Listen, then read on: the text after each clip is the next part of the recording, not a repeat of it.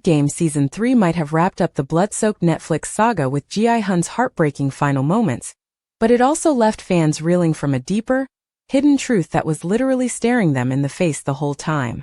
Painted boldly on the walls of the players' dormitory was a haunting Latin phrase, Hodie Mihi Cras Tibi. At first glance, it looks like some fancy decoration meant to match the creepy childlike vibe of the game sets. But once you understand what it means, it adds an entirely new level of meaning to the story, and even foreshadows the shocking way everything ends. In Latin, Hodie Mihi Cras Tibi translates to "Today it's me, tomorrow it will be you." That line alone gives chills. It's a reminder that death is not picky. It eventually comes for everyone. In some old graveyards, this phrase is still carved into tombstones, warning the living not to get too comfortable. In the brutal world of Squid Game, the phrase fits disturbingly well. Every player who walks into that dorm, no matter how strong or smart, is just one unlucky break away from being next in line for death. Even if you survive one round, someone else's turn today could be yours tomorrow.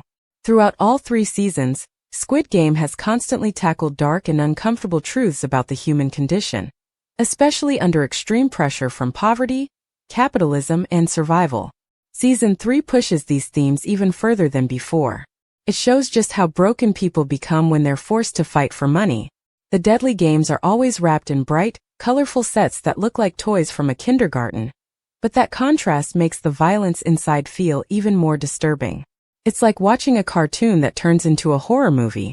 Now, the Latin phrase on the walls isn't just there for dramatic flair. It sums up everything the show is about. At its core, Squid Game shows that society has created systems where some people must lose so others can win. The players in the game come from different backgrounds, but they all share one thing: desperation. They're all willing to risk their lives for a shot at a better future, even if it means destroying each other along the way. And here's the brutal truth that Season 3 confirms. It's all for nothing. None of the 456 players make it out alive. Not even Gi-hun, the supposed hero of the story. He fought hard. He tried to rebel. He tried to change the game. But in the end, the system swallowed him too. His death proves that this cycle of cruelty, greed, and manipulation is unstoppable. The game never ends, even when it looks like someone has won. There is always another player, another turn, another tomorrow. So the message "Today it's me, tomorrow it will be you" becomes more than just a warning. It becomes a curse. Every time a player wins a game, they know they've only delayed the inevitable. Someone else's death today is a preview of their own. The dorm walls, with their childish game illustrations and now this cold Latin truth, serve as a constant reminder of that cruel reality. It's not just a design choice, it's psychological warfare. The people running the games don't just want players to kill each other. They want them to feel hopeless while doing it. Interestingly, this idea of the walls foreshadowing doom isn't new to the show. In Season 1, if you looked closely at the walls in the players' dorm, you could actually see drawings of each game that would be played. Most fans didn't notice this detail until the end, when the beds were cleared away and the images became visible. It was a clever little Easter egg for viewers, a way of saying, if you were paying attention, we gave you the answers all along. But it also highlighted how blind the players were. They were so focused on surviving the next round, they didn't stop to see what was already around them. Season 2 didn't lean into this visual clue as much, but Season 3 brought it back with a twist. The message was no longer hidden. It was written in plain sight, yet still ignored by the characters. After Gi-hun's rebellion, the phrase appeared on the walls, bold and unforgiving.